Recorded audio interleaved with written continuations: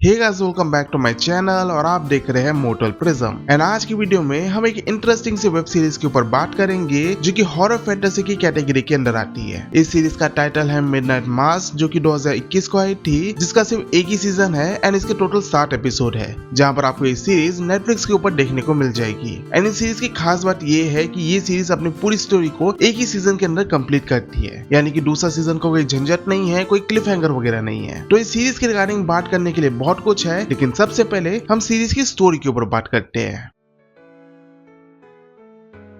तो सीरीज की कहानी जो है एक छोटे से टाउन में सेट है, जहाँ पर ये टाउन एक छोटे से आइलैंड में बसा हुआ है। एंड ये आइलैंड जो है वो मेन लैंड से कुछ घंटे की दूरी में है, जहाँ पर इस आइलैंड तक पहुंचने के लिए बोट का सहारा लेना पड़ता है। जहाँ पर होता क्या है कि इस टाउन का जो चर्च रहता है, उसके जो फादर है उनकी काफी ज्यादा उम्र हो चुकी रहती है। जहाँ पर कहानी में ऐसा दिखाया गया है कि वो फादर जो है किसी काम से मेन लैंड जाते हैं, लेकिन फिर वो फादर मेन लैंड से कभी वापस ही नहीं आते। उनकी जगह एक नया फादर टाउन में आता है, जिनका नाम फादर पॉल रहता है, जो कि काफी यंग रहते हैं। एंड वो बताते हैं कि जो पुराने वाले फादर है उनकी तबीयत काफी खराब हो चुकी है, जिसके चलते मेन लैंड में उनका इलाज चल रहा है। तो जब तक फादर ठीक होके वापस यहाँ नहीं आ जाते, इस टाउन का नया फादर वो रहेंगे। अब ये फादर पॉल का जो कैरेक्टर है वो काफी मिस्टीरियस है और काफी इंटरेस्टिंग कैरेक्टर रहता है, जहाँ पर हम पहली एपिसोड में उन्हें भगवान के सामने माफी मांगते हुए देखते हैं, जहाँ पर वो बताते हैं कि फिलहाल वो पुराने वाले फादर की सच्चाई नहीं बता सकते हैं, लेकिन जब समय आएगा तो वो उस चीज के बारे में बताएंगे और इसके वजह से सारी चीजें जो है वो चेंज हो जाएगी। तो असल में यहाँ पर क्या चल रहा है, आगे सीरीज में क्या होगा, क्या चीजें बहुत ज्यादा खतरनाक होगी या अच्छी रहेगी, वो सारी चीजें जानने के लिए आपको ये सीरीज देखनी पड़ेगी, जहाँ पर आपको ये सीरीज नेटफ्लिक्स के ऊपर देखने को मिल जाएगी। अब ये होगी सीरीज की स्टोरी की बात।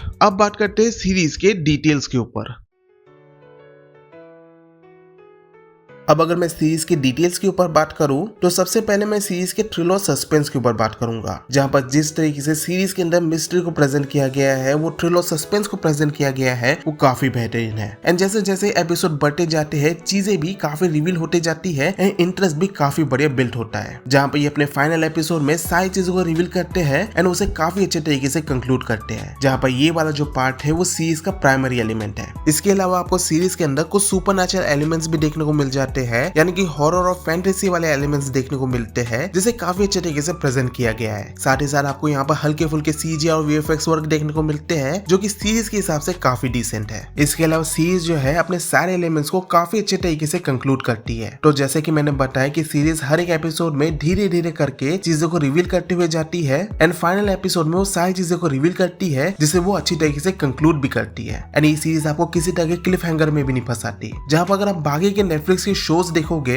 जो कि काफी अंडररेटेड रहते हैं, लेकिन उनकी कहानी काफी अच्छी रहती है, तो उसमें अगर आप देखोगे तो सीजन के आखिरी में वो किसी तरह का क्लिफ हैंगर छोड़ देंगे। फिर होता क्या है कि 1 साल 2 साल 3-4 साल निकल जाते हैं, लेकिन उस सीरीज का कुछ अता पता नहीं रहता। तो ये सीरीज ये सारी चीजें नहीं करती है एंड एक ही सीजन के अंदर वो पूरी स्टोरी को अच्छे तरीके से कंक्लूड करती है, जहाँ पर ये चीज मुझे सीरीज का सबसे बेस्ट पार्ट लगा। इसके अलावा सीरीज में जो हमें कैरेक्टर्स दिखाए जाते हैं वो भी काफी इंटरेस्टिंग है। अब जो मेन कैरेक्टर है उसे आप साइड ही कर दो, क्योंकि मेरे हिसाब से तो वो साइड कैरेक्टर ही है, लेकिन बाकी जो कैरेक्टर है वो काफी इंटरेस्टिंग है। स्पेशली फादर पॉल का कैरेक्टर सबसे बेस्ट था, जहाँ पर जिस तरीके से इस कैरेक्टर को प्रेजेंट किया गया है, ये काफी आइकॉनिक कैरेक्टर लगता है। मतलब ये एक ऐसा कैरेक्टर है जिसे आप भूल नहीं सकते। जहाँ पर जिस एक्टर ने इस कैरेक्टर को प्ले किया है वो लिटरली इस कैरेक्टर के अंदर घुस चुके हैं। जिस तरीके की डायलॉग डिलीवरी हमें देखने को मिलती है, जो परफॉर्मेंस देखने को मिलता है, वो काफी बेहतरीन है। लेकिन इन सब के साथ आपको सीरीज के अंदर कुछ वीक पॉइंट्स भी देखने को मिलते हैं, जैसे कि सीरीज आपको थोड़ी स्लो या बोरिंग लग सकती है स्टार्टिंग में, क्योंकि स्टार्टिंग में ये सारी चीजों को सेटअप करते हैं, कैरेक्टर्स को इंट्रोड्यूस करते हैं, तो उस पॉइंट तक आपको सीरीज थोड़ी बोरिंग से लग सकती है, थोड़ी स्लो लग सकती है। लेकिन एक बार अगर आपको इंटरेस्ट बैठ गया ना, तो उसके बाद आप ये सीरीज खत्म करके ही उठोगे। इन सब के साथ ये सीरीज हॉरर कैटेगरी के अंदर भी आती है, लेकिन सीरीज के अंदर आपको बहुत ज्यादा हॉरर देखने को नहीं मिलता है। मतलब जितना भी हॉरर प्रेजेंट किया गया है उसे देखकर आपको डर नहीं लगेगा, लेकिन मुझे वो उतनी प्रॉब्लम लगी भी नहीं, क्योंकि सीरीज की कहानी इतनी ज्यादा इंटरेस्टिंग है कि मैं वो वाले एलिमेंट को भूल ही गया था।